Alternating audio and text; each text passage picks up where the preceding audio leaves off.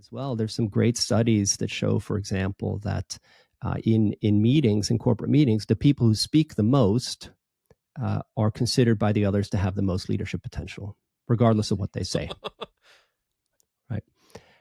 So you can have like the idea, that really kind of facilitates this amazing new strategy or business decision, et cetera. But when people walk out of there, it's the guy, and often it is a guy who spoke the most, where people are going to say, wow, he really rocked this meeting. He's the guy we should put in charge. So Martin Gutmann is an author, historian, and professor of management interested in the intersection of leadership, management, and technology. He's also the author of the best-selling book, The Unseen Leader, How History Can Help Us Rethink Leadership. Martin, welcome to the show. Thank you so much. It's a pleasure to be here.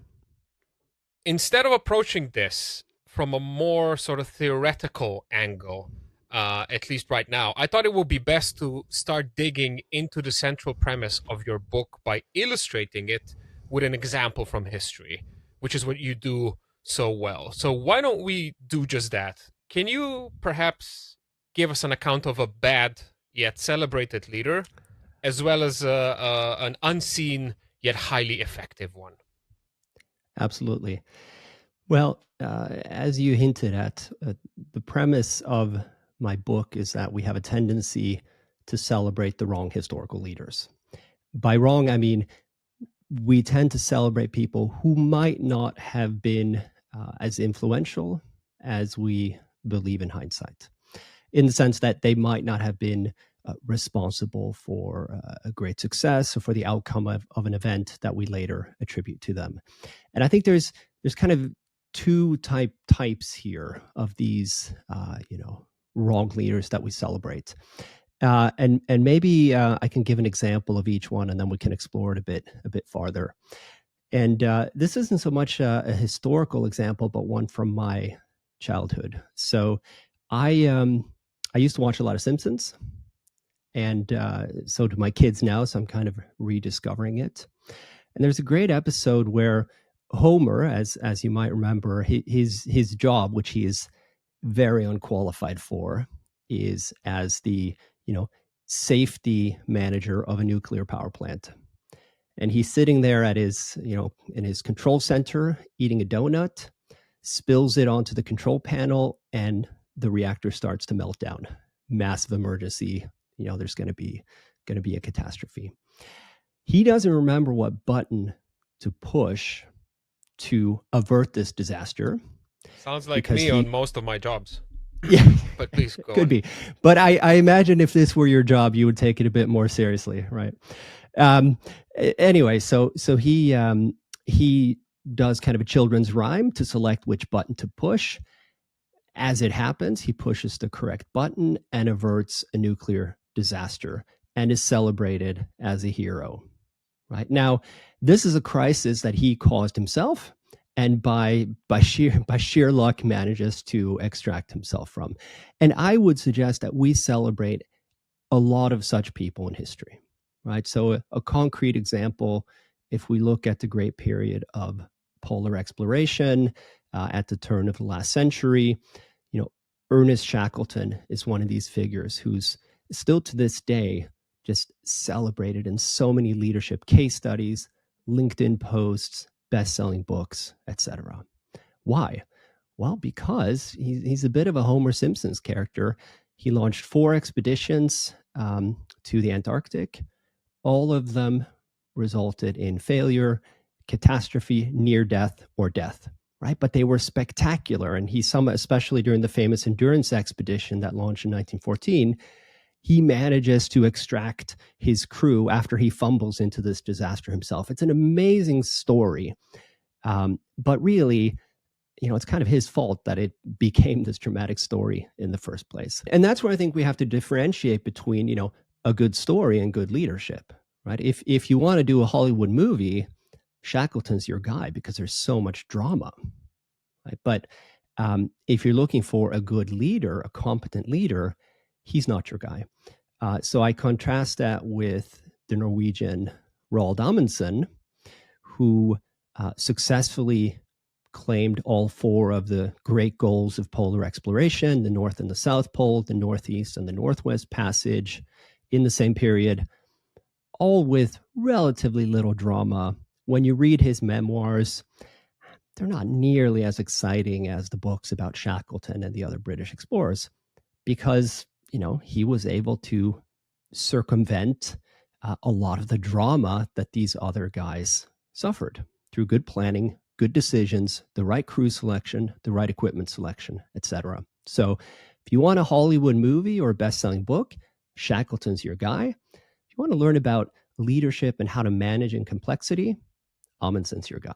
No, so I was saying, so that's the one, type, I would say, the very loud, heroic people who very often, are just kind of extracting themselves from a disaster or a near disaster that they themselves created.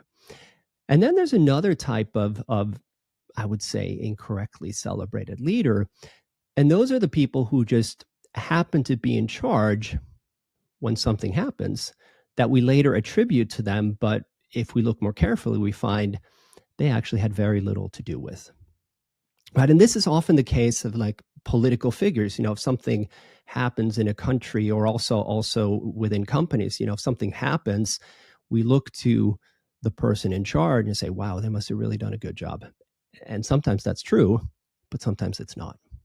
And a good example here, if I may, is Thomas Jefferson, the American president, who was a very influential founding father. Widely celebrated, right? Absolutely. And I think not incorrectly, right? I mean, he was very influential, also problematic, but, influential for sure in the founding of the United States. Now, he is often rated as one of the best presidents, right? He's consistently at the top of this list. Why? Well, because during his presidency in 1803, the United States was able to purchase the territory of Louisiana, right, 2 million square kilometers, for $15 million from France. Right? The U.S., as we know it, this continental power, was achieved during his presidency without firing a single shot, right, through a bargain deal. Right, that wasn't a lot of money then. It was, as far as land transactions go, I can't think of one that was, a better deal. Right? Jefferson, he needs to be celebrated for that. But let's look at the details. Right?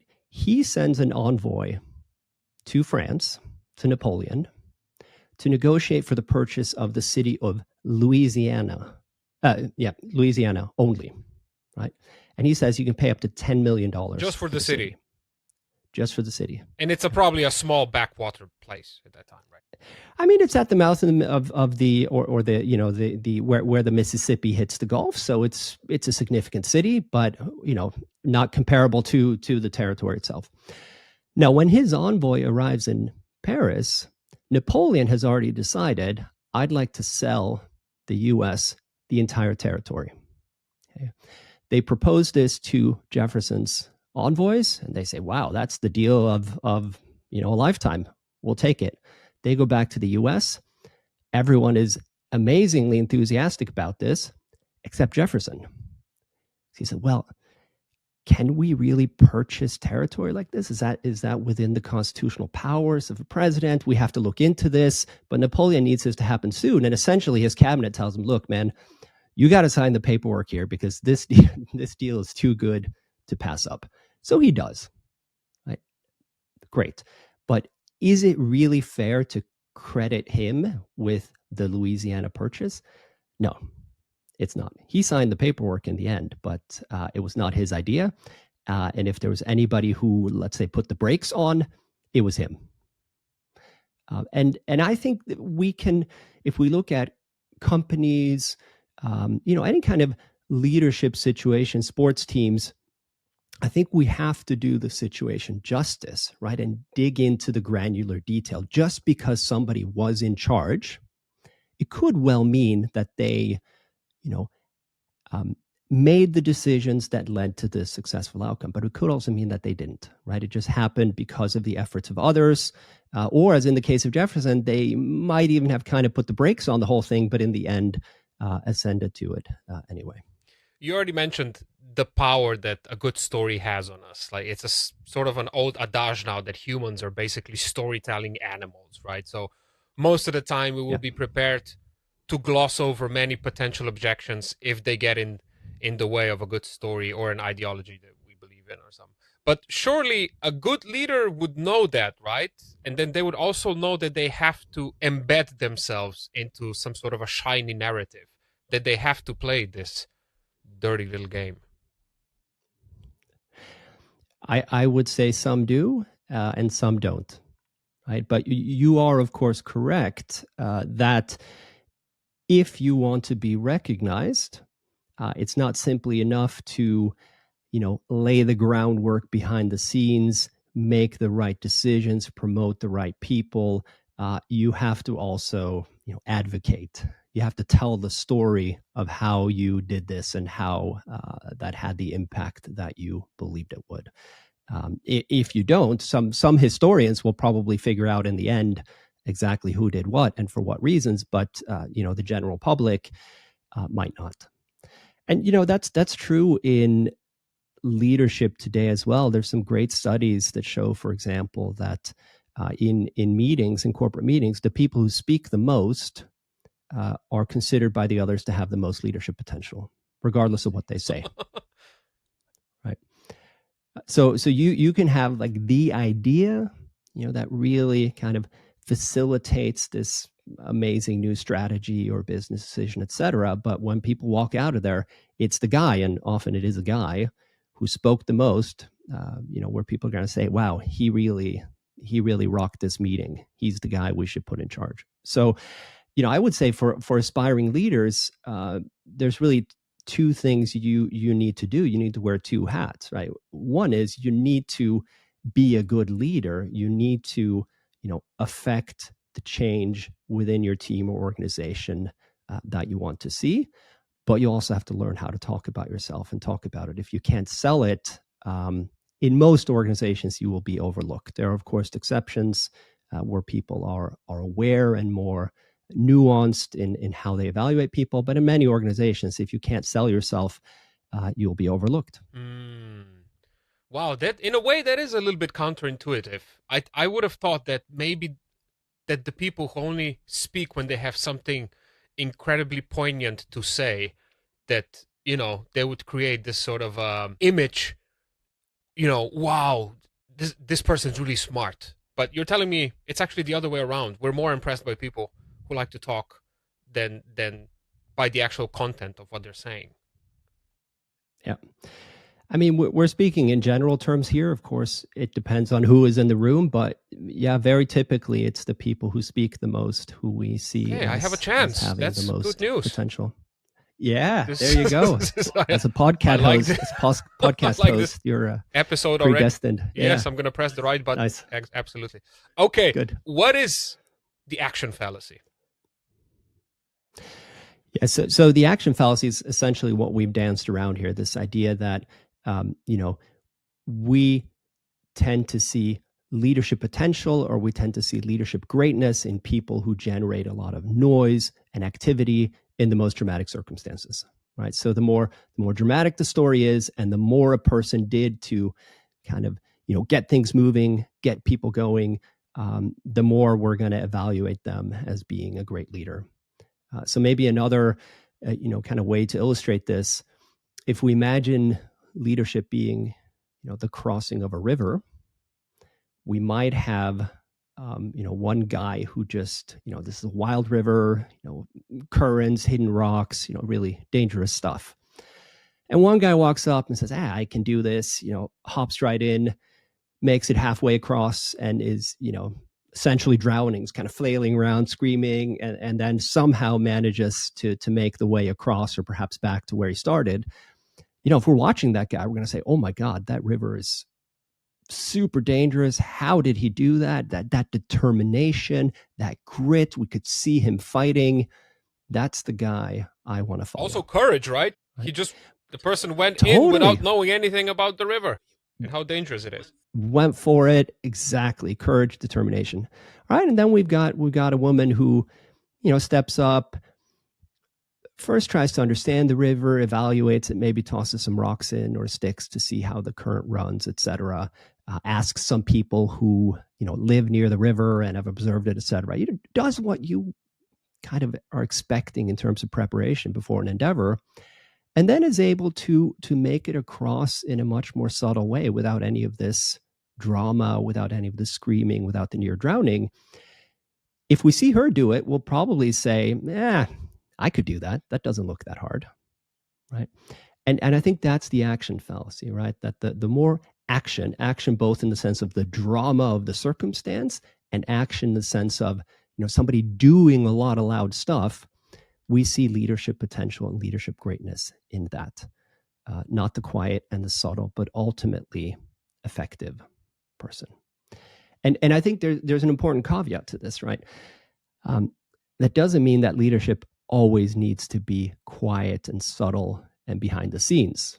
If you're at the controls of an airplane that's about to crash, that's probably not the time to have a long all-inclusive meeting and deliberate the best strategy. I actually don't know what you have to do if an airplane's crashing, but I assume you gotta kind of pull up on a joystick and get some more thrust so that you avert the crisis. Like, you got to do that. There's no time for anything else. But most of the time, that's not the scenario an organization or a country or any other realm of leadership finds itself in, right? Very often, it's smooth sailing, especially under a better leader who kind of avoids a lot of these near crashes in the first place. Yeah, when you were describing that second scenario with the river crossing, I was kind of going, that's not that glamorous. It's not. Yeah. Funny how that works. No, I wanted to ask you this, by the way. In Hollywood movies and TV shows, there's often this trope of people realizing that the person who wants to lead the least would actually be the best leader. I've just seen Gladiator for the 15th time recently. I'm a massive fan. Have you seen it, perhaps? I have seen it, yes. I'm talking about the first one. Quite some time ago. Yeah, I'm talking about the first one, not the second one. The second one is absolutely atrocious. Please don't watch that. But the first one, there's this emotional scene where Emperor Marcus Aurelius asks, Russell Crowe, aka Maximus, if he wants to be the next protector of Rome, and Maximus, I think, replies, "With all my heart, no." And then the emperor puts kind of dramatically his hands on him and says, "That's why it has to be you." Does this trope of a reluctant leader have any actual validity in history?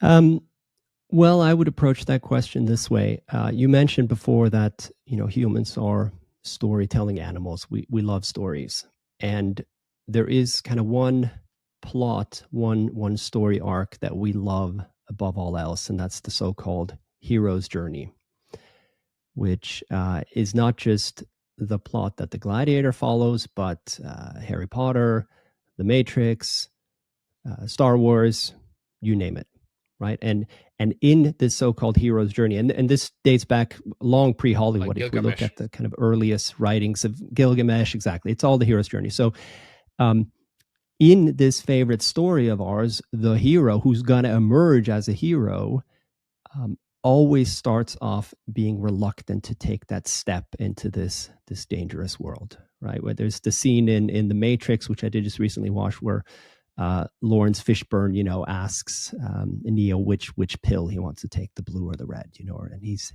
very torn about that. Should I take this step? Yeah, right. And the same if we look at Luke Skywalker, right? He's just a farmer on this desert planet. He knows about the Jedi and the fighting far away, but it seems so distant. And then he's kind of thrust into this world and emerges a hero. So yeah, that is one of our favorite stories. And of course, there are some historical scenarios that closely parallel this.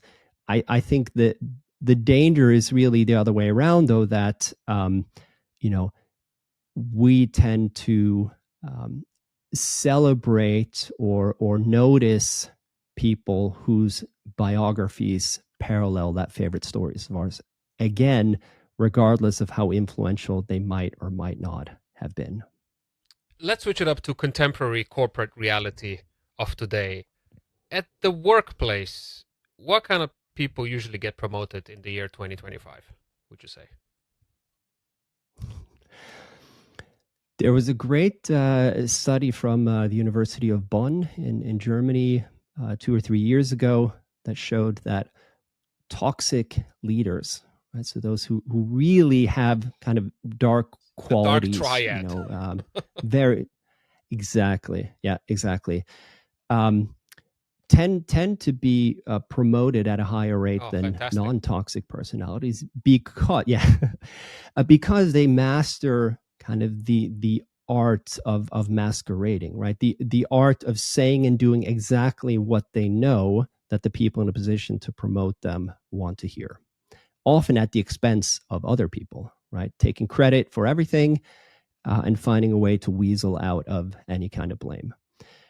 And that's just one study, but there's lots of literature and lots of studies from sociology, organizational psychology that get to the bottom of this phenomenon. We can also look at it from a gender angle. That men, for a variety of reasons, I think, as we all know by this point, tend to be promoted.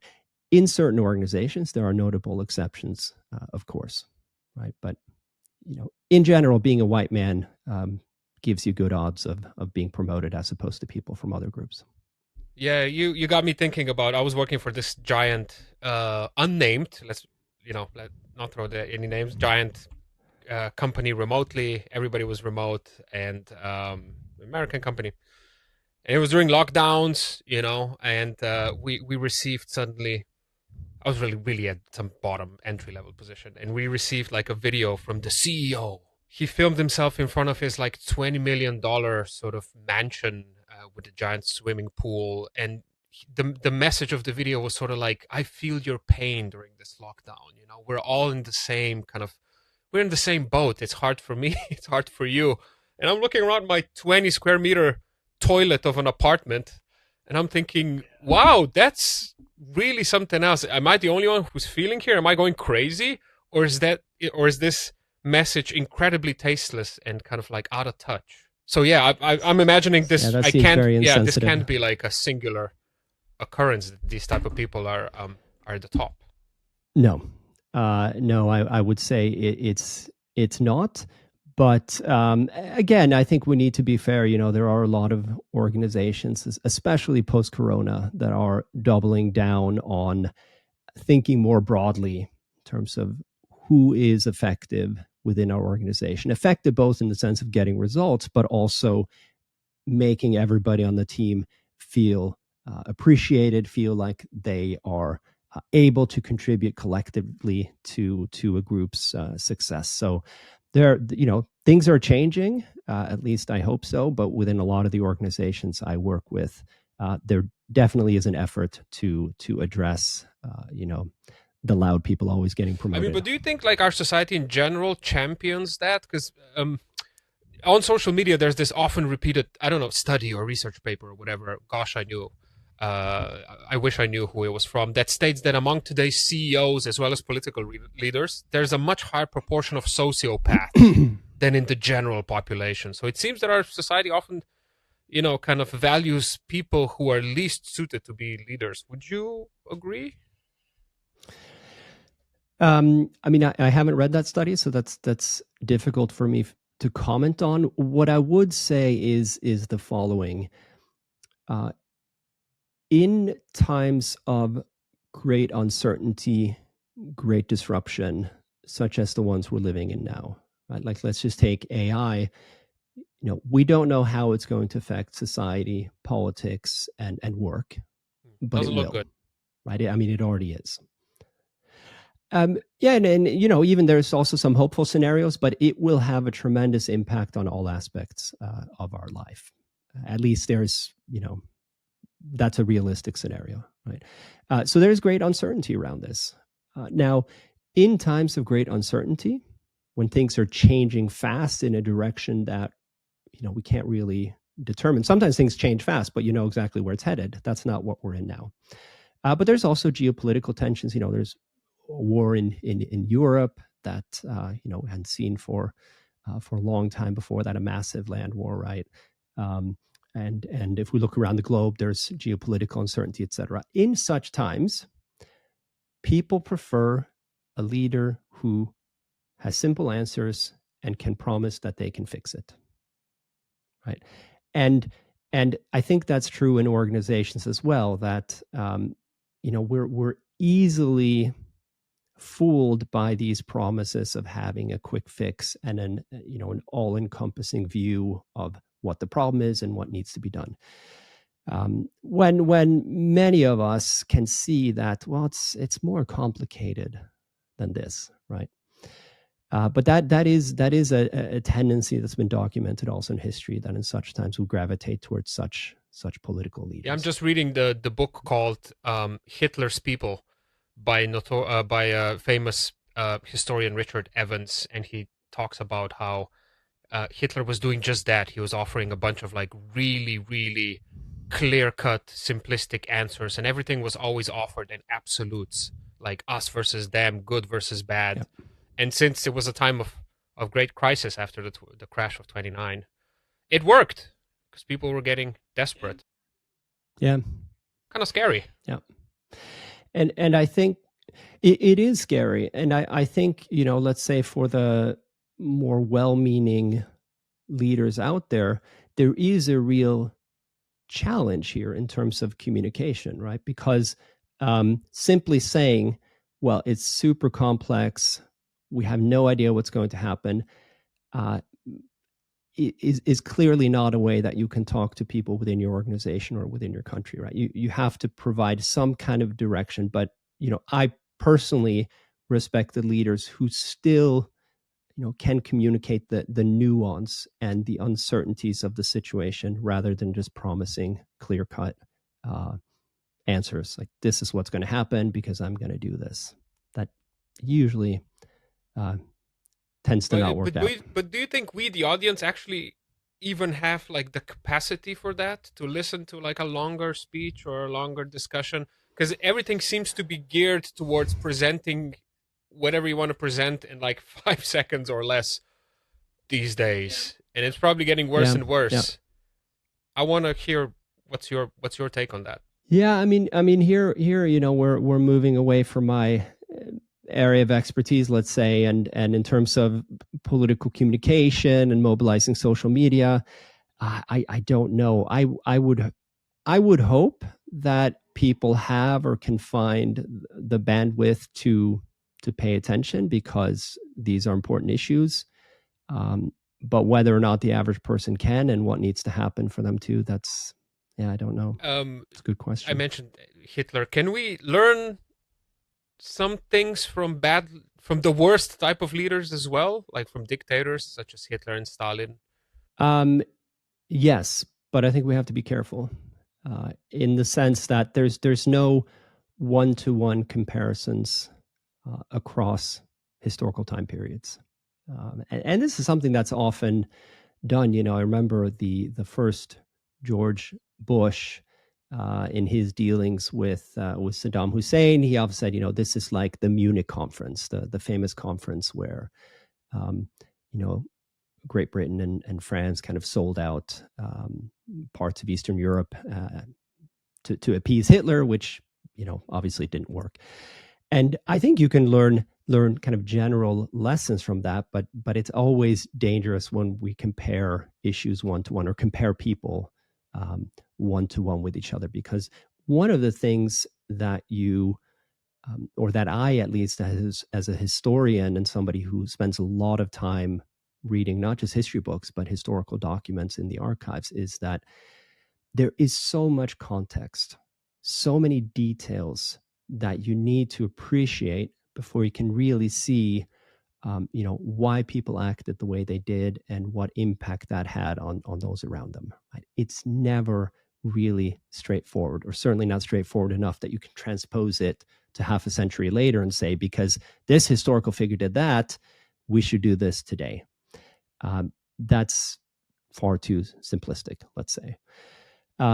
Now, you say, can we learn from Hitler and Stalin? I mean, first of all, I think we have to learn, in the sense that one of the things I appreciate about history as a discipline that's taught in schools, that's studied at universities, that's written down in books and podcasts, et cetera, is that I think it is simply our responsibility as humans to understand what happened, also in the sense of commemorating victims, understanding their pain, but also understanding perpetrators, understanding the complexities of these events. I think we have the tools to do that, and therefore we should do that. Just as we have the tools to understand a lot about the stars and the galaxy, even if that has no real practical relevance to our lives right now, I still think it's a worthy pursuit, because that's one of the things that makes us humans, right? We are curious and we seek answers. So we should do that in history as well.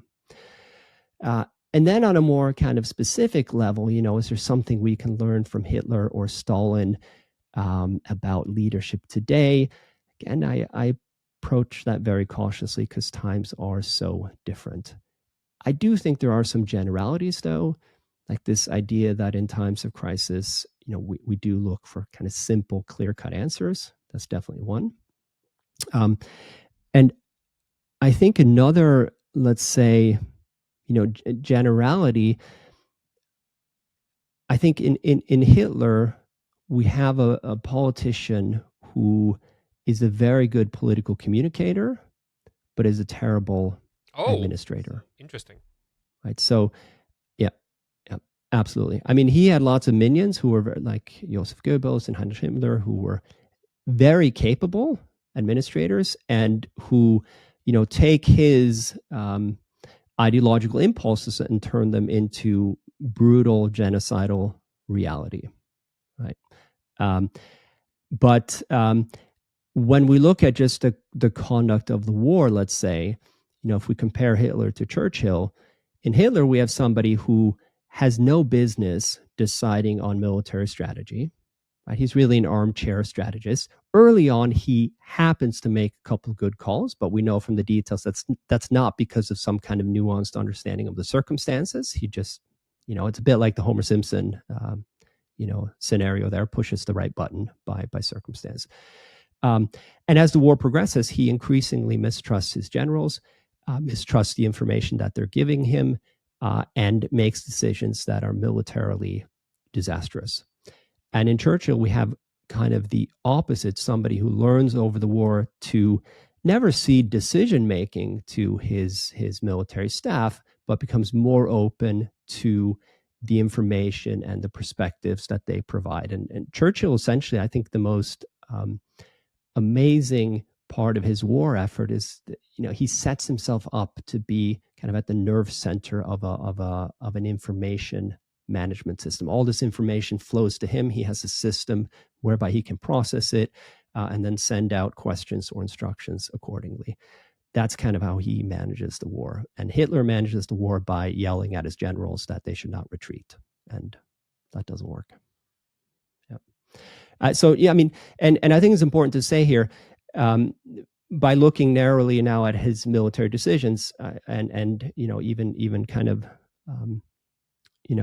making light of that compared to Churchill should not take away anything from this perspective of, he is the architect of a genocide, the genocide of the 20th century, one could even say Hitler. And again, so I think commemorating that, understanding that is a responsibility that we all have. I was just listening to a lecture by Stephen Kotkin. He's a biographer of Stalin.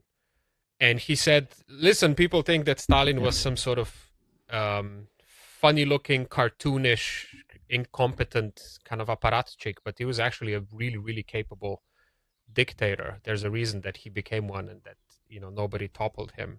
He actually resigned 6 times and they always begged him to come back. So as far as dictators go, he had the skill set.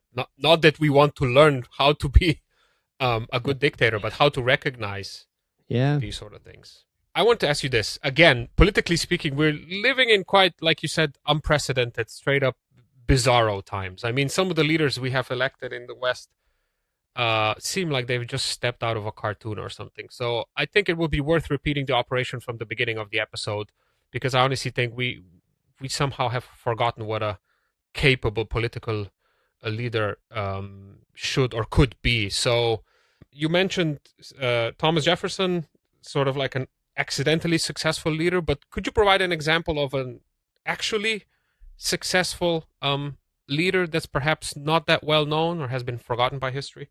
I mean, in terms of political leaders, we talked a bit about Churchill already, right? And obviously, he hasn't been forgotten or overlooked.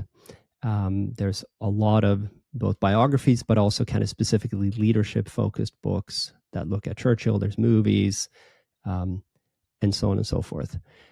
What I would say in terms of the Churchill myth is that there we also see this action fallacy at work, that many quicker interpretations of Churchill credit his successful conduct of the war with his brilliant speeches, with his kind of offensive grit. There's all these great The Darkest quotes Hour. where Churchill hounds his generals. In the darkest hour, yeah, but also how that's his kind of political rhetoric, but also when he hounds his generals to be more aggressive. He has these great quotes like, I only care about action, not inaction. You got to keep.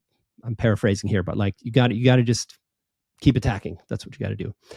And he fired a lot of generals who early on in the war, especially in the Desert Campaign, who weren't prosecuting the offensive with the vigor that he was looking for.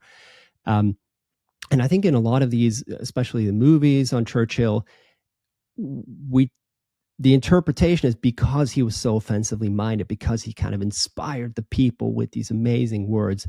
That's why he was able to lead, not just Britain, but kind of the coalition to a successful conclusion of the war. And I would say that's not an entirely correct interpretation, right? Because again, if political rhetoric could win you a war, then Mussolini and Hitler would have won, because they were obviously just as gifted, if not more, at giving brilliant speeches with just the right rhetoric to captivate the masses. So we have to look kind of behind the scenes. What was it that Churchill was doing that enabled Great Britain not only to survive, but successfully prosecute the war? And there's many things. One, we already addressed this idea that he built kind of a new structure of decision making and information flow within the British government that was able to handle this modern science-driven war in a way that certainly the Axis powers were not able to. There are good comparisons in the U.S. The other thing is Churchill recognizes very early on that he needs to, in his own words, drag the United States into the war.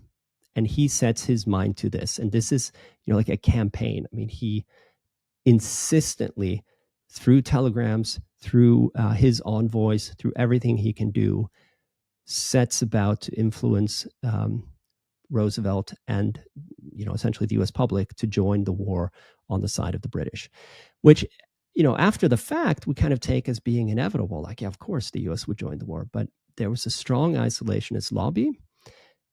And let's not forget, Pearl Harbor was an attack, by the Japanese imperial forces. Why did the U.S. also declare war on Germany then, and go along with a Europe first strategy of first defeating and sending the bulk of their resources to the European theater at the expense of the Pacific, when the Japanese had kind of, ultimately pushed them into the war? And I think we can credit Churchill here with laying the foundations for this Europe first strategy and bringing the U.S. into the war. That's something you don't really see unless you really look at the correspondence with Roosevelt, what his envoys did in the U.S., et cetera. And while we're at it, you mentioned before, leaders we should commemorate or celebrate. In some ways, I don't even like those words, because I think we have to be more specific. I think Churchill is not the single architect of successful Allied campaign in the Second World War. But if we're looking for one person who kind of did a lot or did the most, it's him, right? However, there are other aspects of his political career, notably his relationship with the colonies, with the British Empire, that are deeply problematic, where he spent large parts of his career making the lives of British subjects miserable, and occasionally also using, violence and military means to dictate, what he wanted.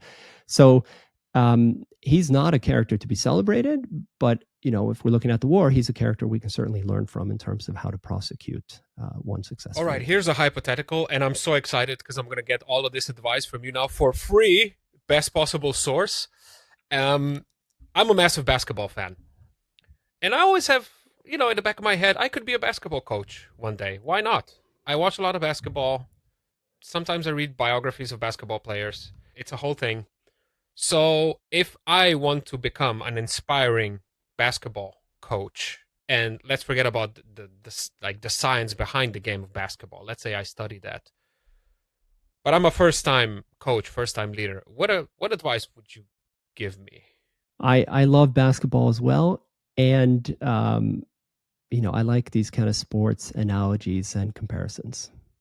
So maybe we can talk about that more fundamentally. First, why do we, and when I say we, I would say, the business, management, professionals, why do we love the sports stories?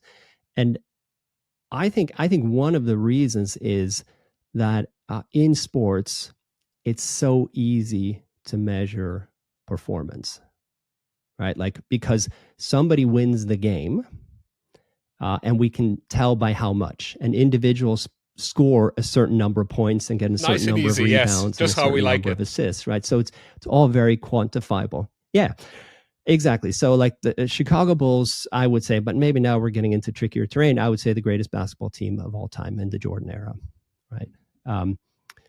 Six championships in a decade. So what can you do as a coach to make that happen? There's the whole strategy dimension, right? Setting up the right plays, having people pass in the right places at the right times, etc. I think it's an underlooked aspect would be choosing leaders, choosing captains, that is, who are not just high performers themselves, but who elevate the performance of everybody around them. And so while we're on the Bulls here, Michael Jordan, when he joined the Bulls in the early 80s, he was already an absolute rock star from day one. I mean, people were watching him. He was one of the best from the first day he played. But the Bulls, didn't make it very far. And then Phil Jackson joins. And one of the changes he makes in the first season, when the Bulls really take off, is he announces, he nominates or appoints a co-captain with Michael Jordan. Ouch. Now, there are very few teams who have two captains, right? It's usually one guy and it's the highest scorer, or like the most, the highest performer. A superstar, yeah. And a superstar, exactly. So first of all, to appoint a co-captain with Jordan, that goes against the grain of coaching, right? And who does he appoint? He appoints Bill Cartwright, who is a player who's well past his prime, has terrible knee problems, is not really a good basketball player anymore. However, Cartwright is really good at relating to everybody on the team, right? He's the guy who kind of understands everybody, talks to you after practice, makes you feel better, appreciates everybody. Something which Jordan is not good at. Jordan is good at making people work hard and feel bad for their mistakes. And this combo of, the drive, the performance-oriented captain with the guy who's really empathetic, really humble, really caring, that's the magic recipe there. That is one of... So Cartwright was actually doing things we wouldn't see when watching the game. Exactly. What you see when you're watching the games is Cartwright fumbling the passes and, and Jordan killing it. Exactly. But if you read, the kind of statements from players at the time. When Cartwright is appointed co-captain, the atmosphere changes like that.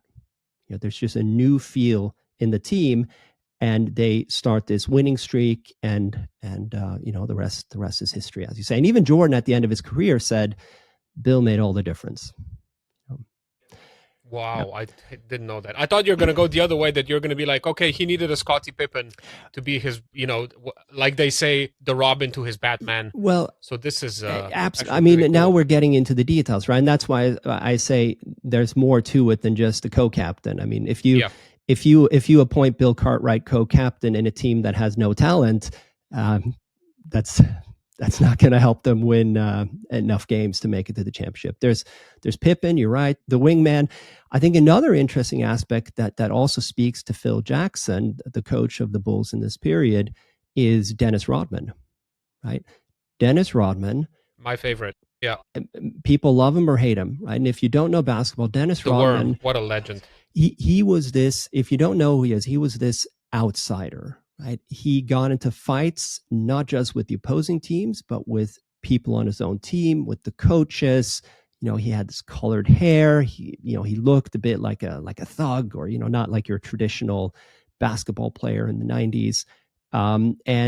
He's running afoul of everybody, the league, his coaches, teammates. And Phil Jackson, the coach of the Bulls, says, we need him.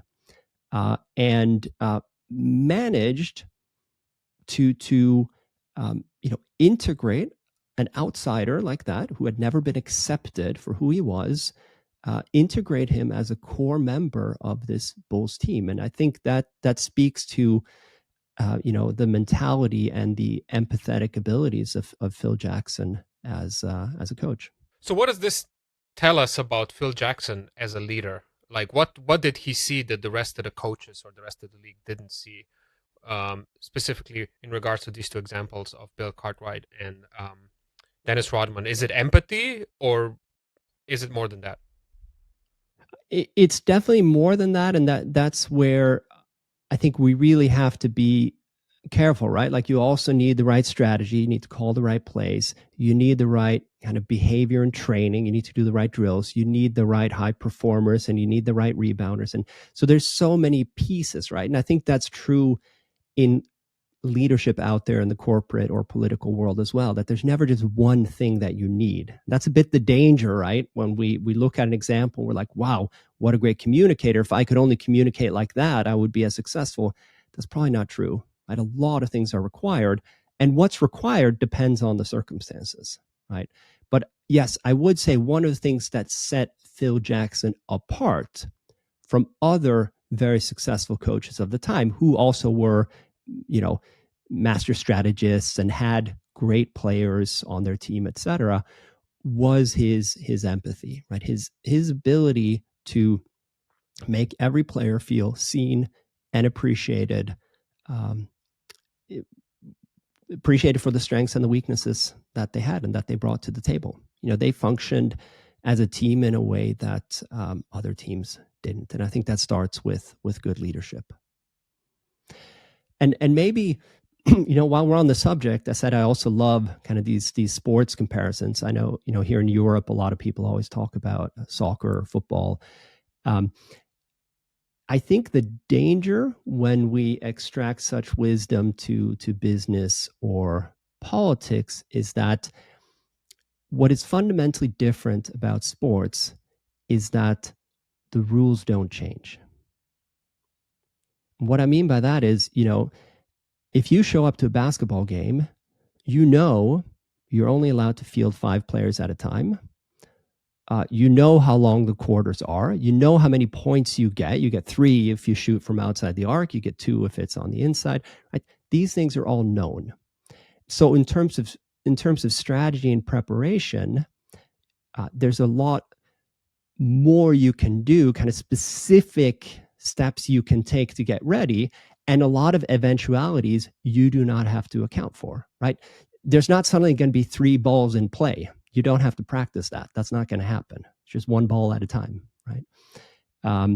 You're not suddenly going to be allowed to kick the ball, so you don't have to plan for that or practice that, right? And in let's say non-sports areas of leadership, in business or in politics, there are very few rules that are truly fixed. You can make assumptions about stability around regulations or around how your competition is behaving, et cetera, but nothing is fixed and it can change overnight. And that makes it, I think, much more daunting than being the coach of a basketball team. Fair enough. So would you say that one of the fundamental aspects of being a good political leader, let's say, would be that you know how to quickly turn when the circumstances quickly change, for example?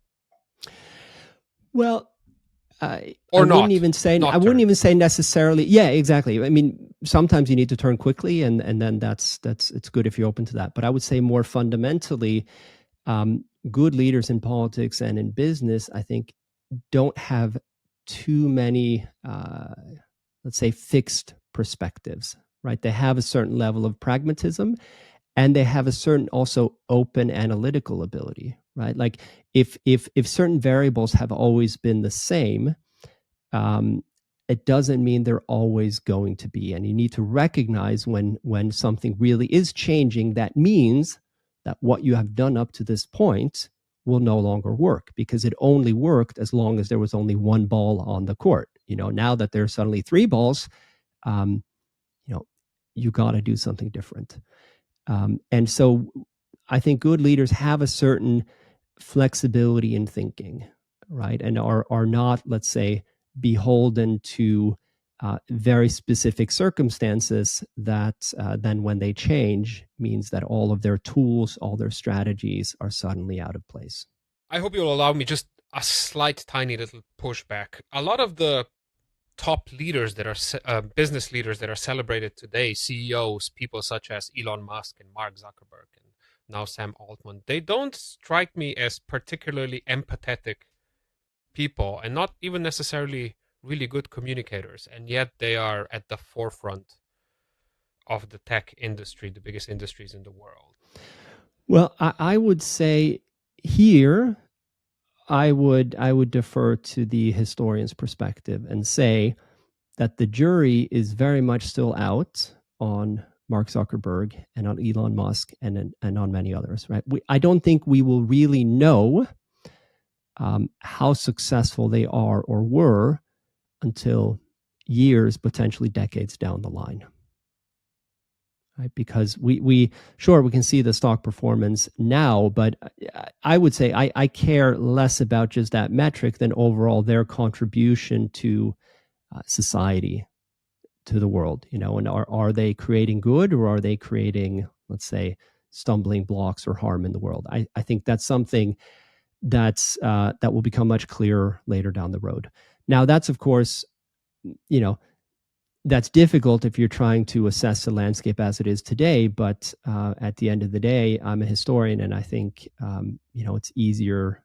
It's easier if we take the time later on to assess what really happened, what is the actual impact of their organizations on the employees, on the immediate, on the customers, but also on society and the world at large. And that's why I think there are CEOs who have been, reevaluated, rightfully so. So Jack Welch, for example, kind of a celebrated CEO of General Electric in the U.S. at the time, was widely applauded as kind of a great CEO, heroic. He, the stocks rose to unprecedented level, and the shareholders were very happy, etc. In hindsight, we now kind of know that he played a significant role in, let's say, the turn to a more destructive form of capitalism, of deindustrialization in the U.S. And there are not as many people who celebrate him as the CEO to emulate today as there were during his lifetime. Yeah, that's perhaps what I was referring. Maybe I wasn't clear enough. Like maybe what Elon Musk is doing is really good for the shareholders of Tesla, but maybe not that great for the world. But yeah, and maybe to move away from those examples and look at one where we have more details. Again, hindsight, actually usually gives us access to better information, right? What is visible publicly now in the midst of events makes it hard to make, let's say, an honest interpretation. That becomes easier over time as documents and video and everything else becomes available. So Steve Jobs is a great example of a leader who was not particularly empathetic, who had this kind of great drive, and was rude to a lot of people. Not everybody. Some people loved working with him, but he was not. We talked about empathy before. He was not a pillar of empathy. What we see, though, in the critical years of Apple is that he has subordinates directly below him who are masters at that, right? And who, I wouldn't say clean up, but are able to smooth out a lot of his style of leadership, and that combination ends up being quite effective. So I don't think Apple would have been successful without him. I mean, he's the visionary, right? But we have to see it as a leadership team that, as a combined unit, is able to both make people work very hard towards a very ambitious goal that very few people could even imagine on their own, right? But also do on some level feel accepted and appreciated. Okay, last narcissistic swing back to my career as a basketball coach. So if we could put it in some sort of bullet point list, I need to be competent if I'm starting out as a coach or any kind of leader. I need to be a good communicator. I need to have some empathy.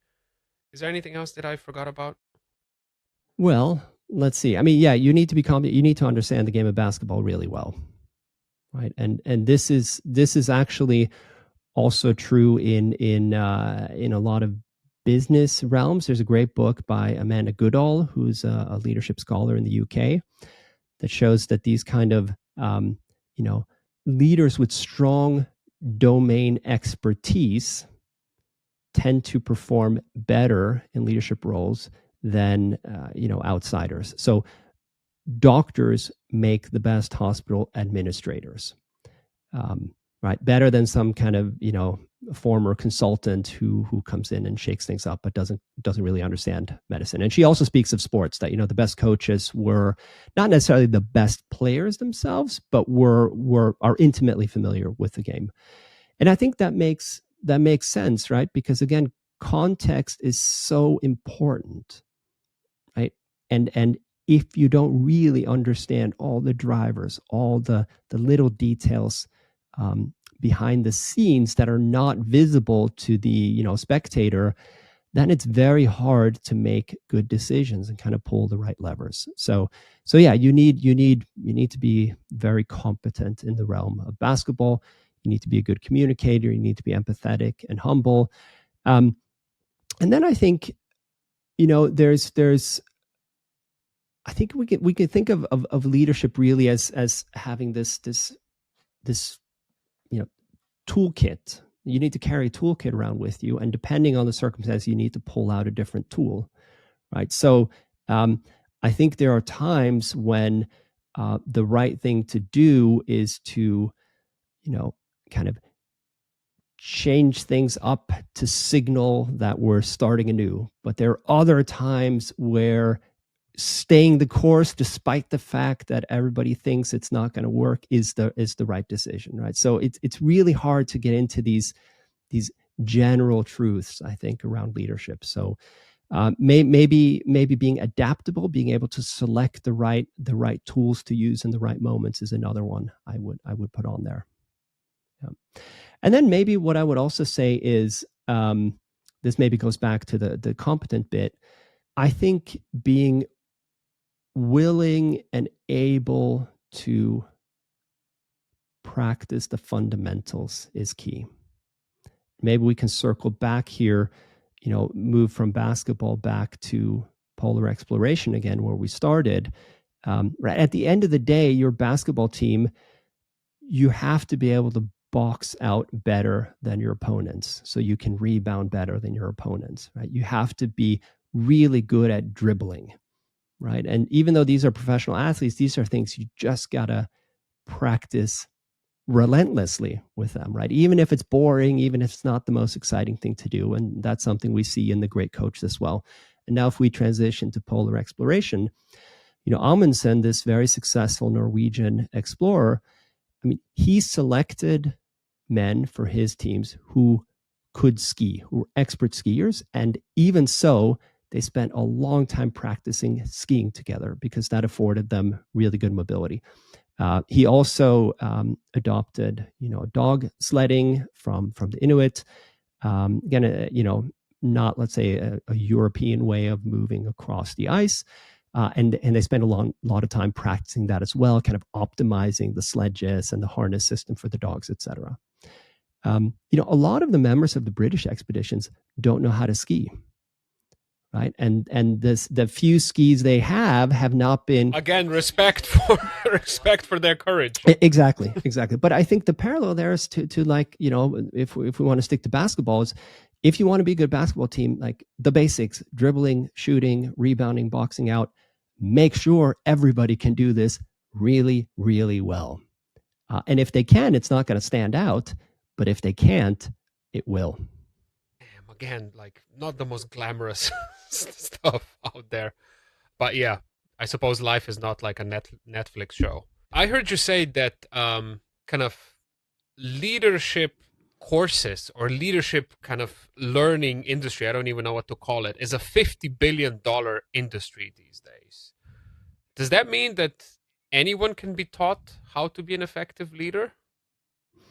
I believe so, yes. And there's hope for me as a basketball coach? I think there are certain, characteristics, let's say, that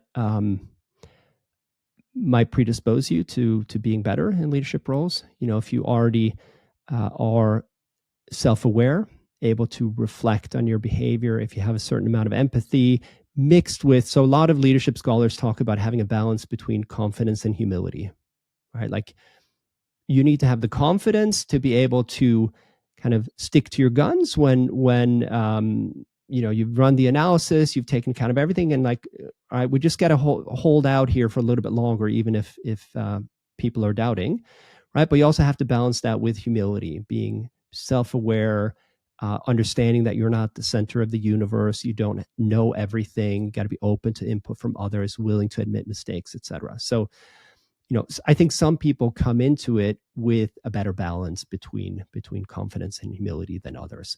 But yes, it is something you can learn, and there are a lot of successful leadership training programs in corporations out there that look at this broad leadership toolkit, be it communication or kind of working on your analytical thinking skills or your scenario planning, thinking about different types of futures and what to do depending on where your organization finds itself.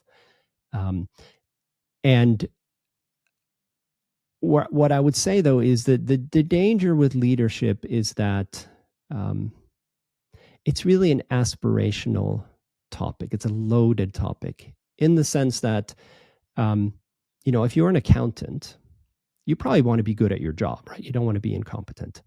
But there are very few accountants that I know of, at least, who kind of say to themselves in the world, like, I want to be remembered. I want on my tombstone to say that I was the best accountant ever.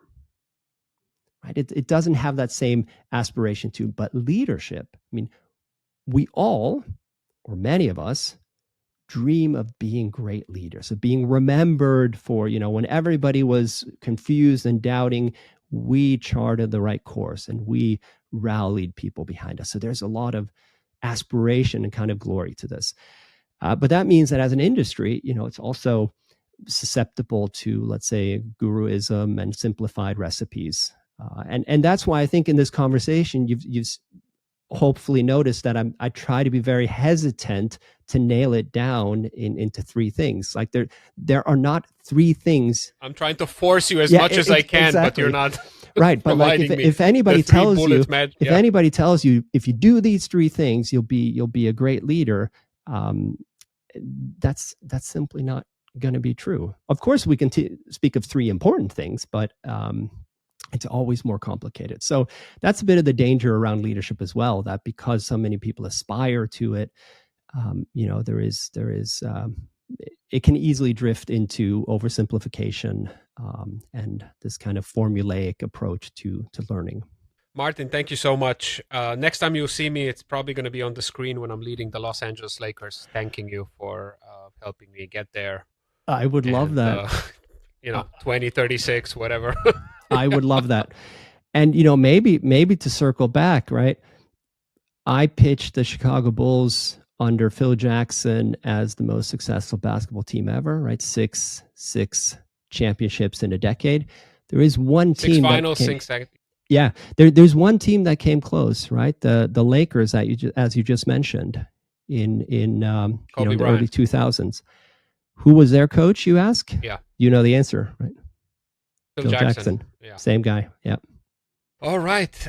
Martin, do you have any social media where people can follow your work? I'm on LinkedIn. Very happy for people to connect with me there. And the book can be purchased in all fine bookstores everywhere. I certainly hope so. Yes, I think so. The link. Otherwise, get in touch with me. I love, you mentioned pushback before. I love pushback. It's the start of a lot of great discussions. So to the listeners out there, feel free to push back. Awesome. Thanks again. Thank you so much. Thank you so much for listening. Please subscribe to the podcast on YouTube, follow and rate on Spotify and Apple Podcasts, marketing tutorials.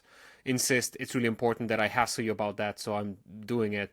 Also, if you'd like to, please support me on Patreon. This is a one-person podcast. I know I say this every time, but I do everything by my little old self. There's no team behind me.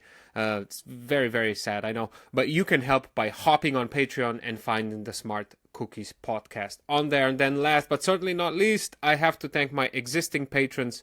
Without you, there would be no Smart Cookies, which makes you the real actual producers of this show. So eternal thanks to Matija Renčel, Dumi Holdis, Andraš Rakušček, Florian Hauer, Peter Karba, Matija Zupančič, Dejan Žulnir, Darej, Rok Tržan, Saša Vipotnik, Neven Cvijanović, Jušpremrov, Nate Sir, Goran Ivašić, Anže Sever, Ole, Marin Ferrara, Aljaš Mahar, Štrole, Ajda, Mancian, Miha Medved, Medinho, Goran, Gordon Lorenzo, Jurečuk, Mila, Carmen, Veronica, and Tajči. Thank you so much. Your support means the world to me.